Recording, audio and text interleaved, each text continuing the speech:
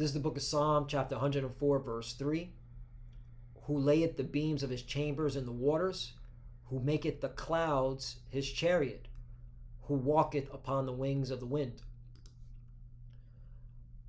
Barakatah Yahweh, Barakatah Yahweh Shai, Barakatah Yahweh, Barakatah Yahweh Shai.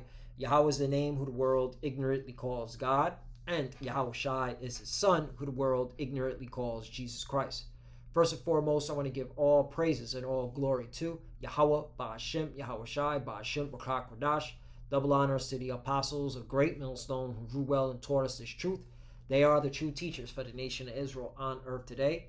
And salutation to the Akim out there pushing this truth and sincerity throughout the four corners of the earth and risking their life for Yahweh, Ba'ashem, Yahweh Shai's sake.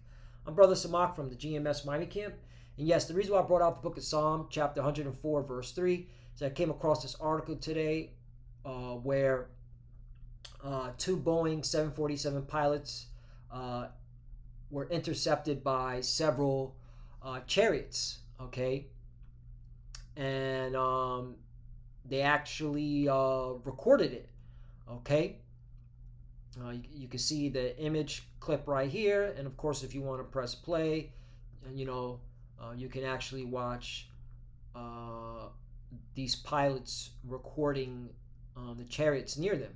All right, and again, all right, this is the Lord watching the people via using his angels, because who's in these vehicles? The angels. All right, the angels are in these vehicles, and they're watching everything everybody does, whether good or evil.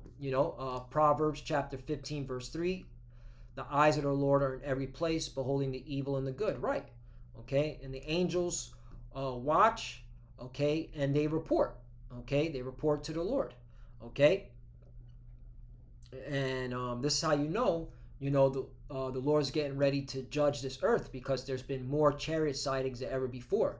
All right, it's now the new norm, okay. Second Chronicles. This is 2 Chronicles chapter 16 verse 9. For the eyes of the Lord run to and fro throughout the whole earth. And who are the eyes of the Lord? The angels, all right? And they're in these chariots, so-called UFOs, to show himself strong in the behalf of them whose heart is perfect toward him, right? And that's why we have so much confidence in Yahweh Ba'ashem Yahweh Shai, because, all right, we know, all right, what these vehicles are. We know who's in these vehicles. These are the angels, all right?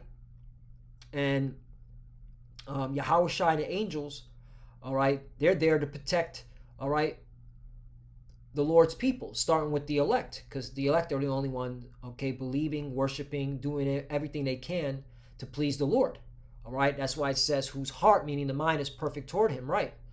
All right, the elect are going to have a mind towards the Lord, all right? They're going to push out the truth. They're not going to sugarcoat anything, all right? They're going to teach the right doctrine, okay?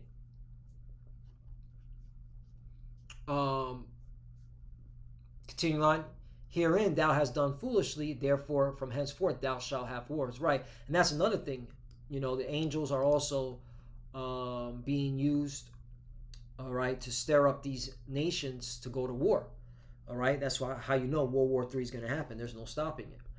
All right, but the point is, these vehicles, all right, are real. All right, they're being driven by the angels, and they're reporting. Okay, all right. It's even to the point where even the Daily Mail gives you like a description of what a typical chariot looks like. White or silver color, right? Clouds. Now, of course, they're describing it as being this size, but hey, these vehicles could be any size. In fact, in the book of Zechariah, which I have, all right, it describes a chariot according to what Zechariah saw, right? So Zechariah chapter 5 verse 1, then I turned and lifted up my eyes and looked, and behold a flying roll. Again, a so-called UFO, a chariot, all right? 2, and he said unto me, what seest thou? And I answered, I see a flying roll. The length thereof is 22 cubits, and the breadth thereof 10 cubits. Right. All right. So according to the NLT version, they give you a more simple way of describing the dimensions of the chariots. All right, it says it appears to be about 30 feet long and 15 feet wide, right? So yeah, okay. So hey, Zacharias saw the dimensions, the shape of, okay, the Lord's chariots, okay, which are being driven by the angels. 3. Then said he unto me, this is the curse that goeth forth over the face of the whole earth. Right. All right, because they're watching everything that's being done on earth.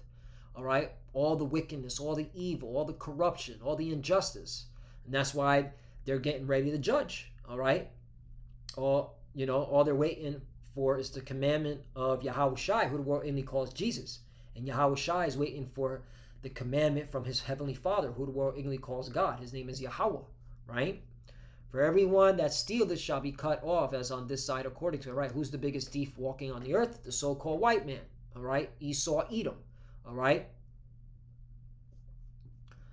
And everyone that sweareth shall be cut off, as on that side according to it. Right. And the so-called white man, he constantly swears on the Bible. That's how you know he's going to be cut off. 4. I will bring it forth, saith the Lord of hosts, and it shall enter into the house of the thief. Again, the biggest thief, the so-called white man, Esau, Edom. Okay. Oh, you JJs, you 1948ers, you small hats, you Amalekites, which are the descendant of Esau, Edom. All right. You're the biggest thief. You steal, all right, lands, you steal identities, okay? And into the house of him that sweareth falsely by my name, and it shall remain in the midst of his house, and shall consume it with the timber thereof and the stones thereof. What does the NLT version say? I'm just curious. And this is what the Lord of heaven's army said. I am sending this curse into the house of every thief, and into the house of everyone who swears falsely using my name. And my curse will remain in that house and completely destroy even its timbers and stones. Right. And that's how you know Yahushua is coming back, and he's not meeting you people as a man. All right. Let me get that. Isaiah chapter 47 verse 3. Thy nakedness shall be uncovered. Right. And this is talking about Babylon, America. All right. Yahushua, who English calls Jesus. All right. He's very pissed off with this place. He's very angry with this place. All right. And so he's coming with vengeance in his heart. All right. Because of all the wickedness that you've been doing. Okay. And so that's why, the chapter is beautiful. Lament for Babylon, because this place is going to be destroyed. Yea, thy shame shall be seen. Right. And you are being seen. Your shame. All the corrupt, all the wickedness, the corruption, the wickedness, the injustice, the weirdoism, the pedoism. All right. The oppression. Okay. To the children of Israel. Okay. Here in Babylon the Great. All right. The lies on the Bible that you've been spewing with that plantation Christianity. Okay. It's all being put. It's all putting you to shame. I will take vengeance and I will not meet thee as a man. Right. So how's the Lord coming back? Via the chariots. And he has the biggest chariot. Okay. The biggest so-called UFO. All right. Again, if you read 2nd Esdras chapter 13, all right, in the Apocrypha, it describes how big the chariot, the Lord's chariot is. It was described as a large mountain, all right, that there was no end of. I will take vengeance and I will not meet thee as a man. 4. As for our Redeemer, right, because who's he going to redeem? The Israelites. The Lord of hosts is his name, the Holy One of Israel. Exactly. Isaiah chapter 31 verse 5, as birds flying, so will the Lord of hosts defend Jerusalem. Defend Jerusalem. See, that's why, brothers and sisters, there's nothing to worry. Yahushua and the angels are going to defend us, all right? Only believe, all right? He's going to protect us. We have our Air Force. Defending also, he will deliver it, right? He's going to deliver his elect, all right? And passing over, he will preserve it, exactly, okay? Psalm 68 verse 17, the chariots of the Most High Power are 20,000, even thousands of angels. The Lord is among them, right? Yahushua is among them, as in Sinai in a holy place. 18, thou hast ascended on high, thou hast led captivity captive, thou hast received gifts for men, yea, for the rebellious also, that the Lord God might dwell among them. There you go. NOT version, when you ascend to the heights, you led a crowd of captives, you received gifts from the people, even from those who rebelled against you. Now God will live among us there. Exactly. Because again, the Lord is coming back, all right, to deliver his people, okay, so he can dwell among us, all right. And we're only here to serve out our punishment, and our punishment is coming to an end. I mean, again, this is a sign.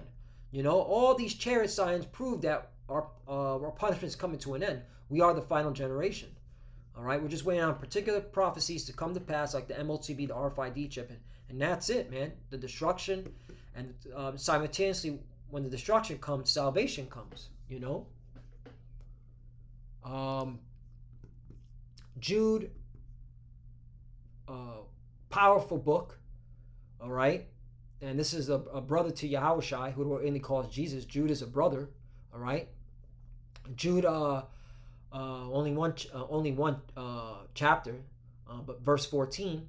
And Enoch also, the seventh from Adam, prophesied of these things, saying, Behold, the Lord cometh with 10,000s of saints. Right, so even Enoch prophesied of the end times, when Yahushua will come with the angels, okay? 15, to execute judgment upon all, and to convince all that are ungodly among them of all their ungodly deeds. Right, so how's he going to convince? All right, is he going to come down and talk to you people? No, he has his prophets to do that. But nobody's listening, only the elect.